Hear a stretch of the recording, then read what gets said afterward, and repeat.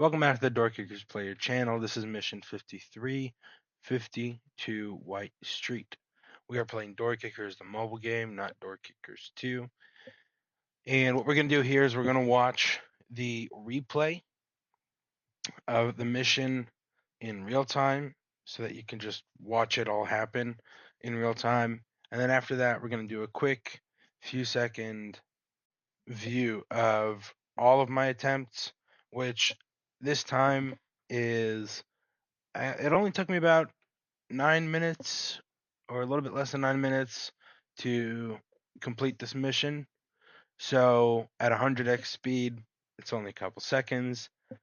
And after that, we're going to watch the final attempt in 0.75 speed so that we can talk about everything going on in the mission with the operators, the decision making, etc.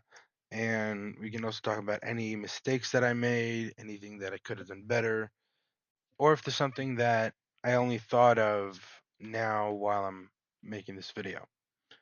All right, so let's get into it. This is mission 5352 White Street.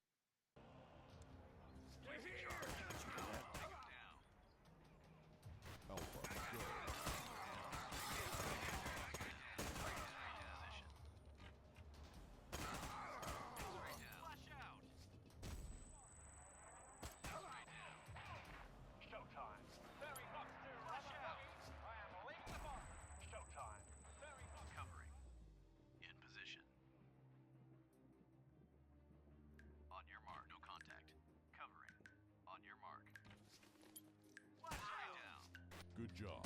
We're done here. All right, so that was mission 5352 White Street. Some interesting stuff going on, but let's not get into that yet. Let's watch at 100x speed all of my attempts at this mission.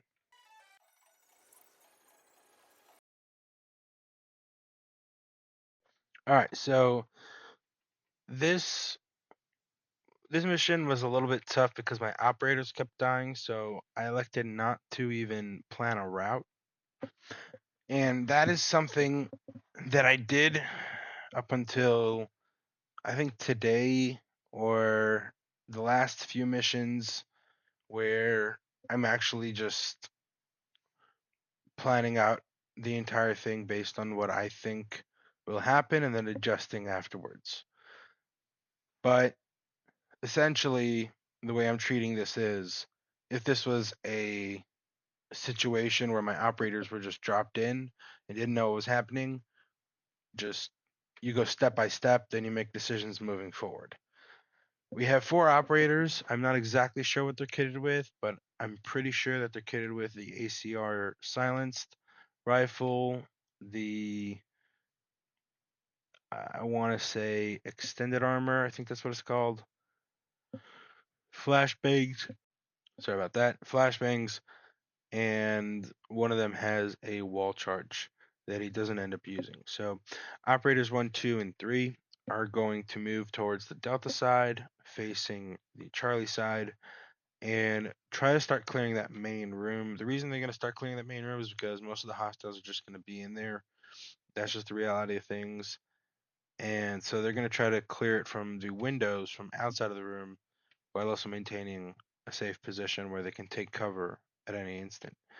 If we have them breach through that door, that operator 4 is going to breach through and then move in through the building. The issue with that is that there's no real cover. Once you're in, you're in, and there's nothing really to hide behind. So they'd have to be on top of the game. Whereas doing it this way, where operators 1, 2, and 3 are moving in from the outside, clearing the room, clearing the interior from the outside, that is the best case scenario because they can clear it without putting themselves in danger. Besides for that, there's not much else going on. This is a relatively small map compared to the other maps that I've been doing, especially recently, because they just get harder and harder. So This is definitely a relatively easy map. And they're going to move from the outside. Operators 1, 2, and 3 are going to move from the outside, start clearing the house, while operator 4 starts moving to the inside from the alpha side. And afterwards, we're going to have them, I guess the term is stack up. I'm not really sure exactly what the term is, but get close together, get on the same line of sight, and start moving towards the Bravo side to clear the rest of the house. That is effectively what's going to happen here. All right, so first thing we're going to do is I'm going to make sure that operator 1 is going to be in the right spot to do what he needs to do. And he's facing the right way when he does it. Now, there in previous missions, there were tangos in that where the tangos are right now, and they have caused problems. They've caused a lot of problems. So having operators 1, 2, and 3 stack up like that was a great decision.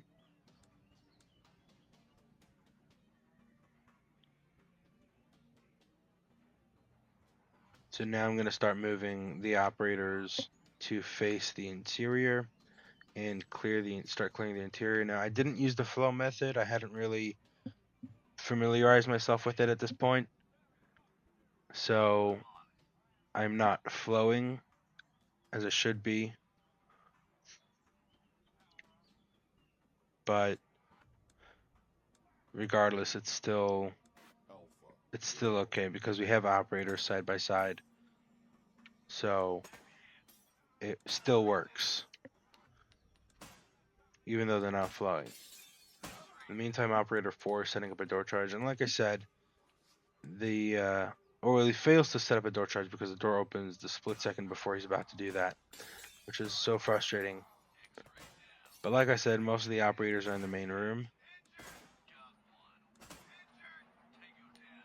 And you can see what I'm doing with operator 4 is as soon as I realize that there's 2 tangos in the room, I don't want operator 4 to die, so I move him out of the room, while operators 1, 2, and 3 are just continuously taking out tangos.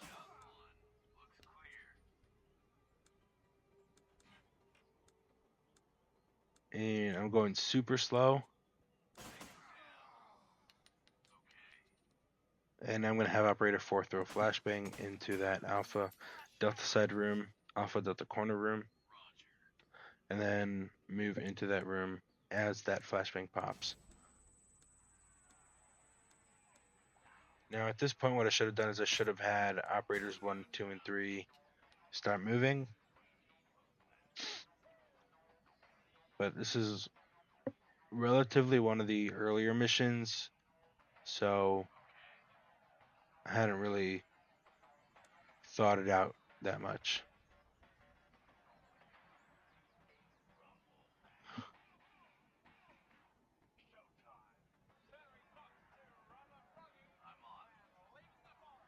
So we're going to have operator 4 throw a flashbang in there, and that's just to shock any tangos that might be in that area, while operators 1, 2, and 3 are at the door.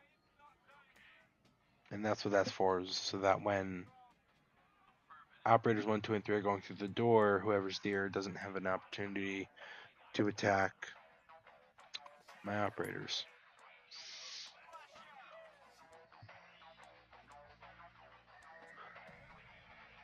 More specifically, I want to make sure that they don't attack operator 4.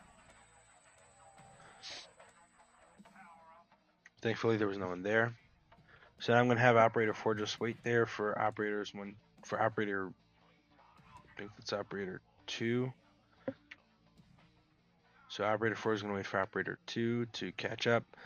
And then once operator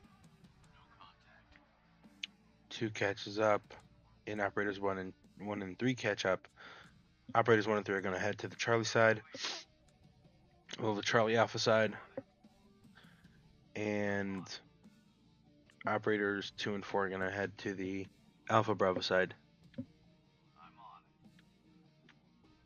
So while operators 1 and 3 head to the Charlie Bravo side,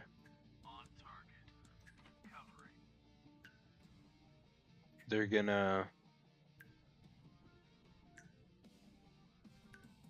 I'm moving so slowly that it's infuriating me. I need to start speeding these up. I think that for next video I'll put on real speed. Another issue I had at this point is that at this point the operators didn't have enough experience to face the enemies and didn't have superior firepower, so they would get killed a lot. But so that's why I had to have them facing the directions, because otherwise they just don't shoot the tangos, or they don't even notice that they're there.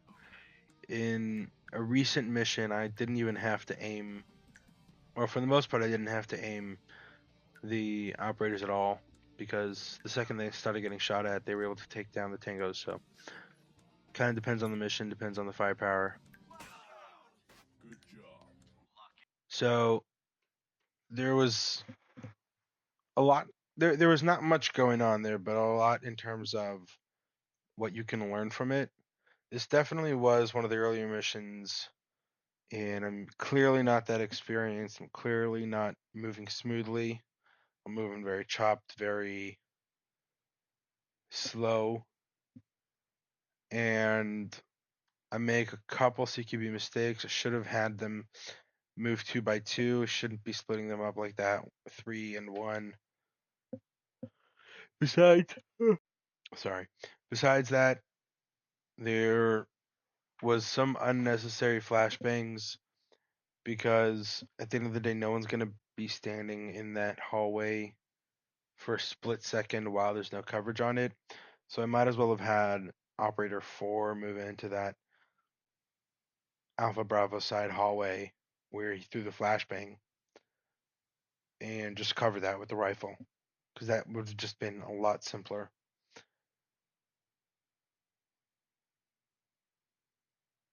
Additionally, I probably should have had all 4 of them clear through the windows, clear the inside through the windows, and then move in together. And 2 would move to the windows were on the Delta side, so 2 would move to the Charlie Bravo side, and 2 would move towards the Alpha side, and then the Alpha Bravo side. So that was definitely probably not the best mission so far. Definitely could have been better, but it was still successful, and that's important to also recognize that the correct answer is not always the most conventional one, and sometimes you just need to be conventional with it and do whatever feels right, and not whatever, and not spend, not spend hours and hours studying. Do whatever feels right. If it works, it works. If it doesn't, it doesn't.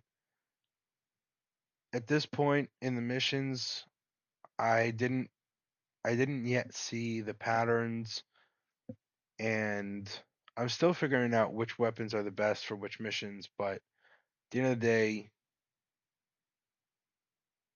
the missions are a lot easier now. Like a mission like this would have taken me a few. Actually, they take me if I think there's some missions later on that are pretty much the same with even smaller maps, and those missions take me half the time. So yeah, with experience, you kind of learn the strategies, you kind of learn the techniques, but if you don't have the strategy and the experience, you can be conventional and just go with whatever feels right. So if there's anything else that you guys want to see in these videos, or if there's anything that you guys want to hear about in these videos, feel free to let me know in the comments.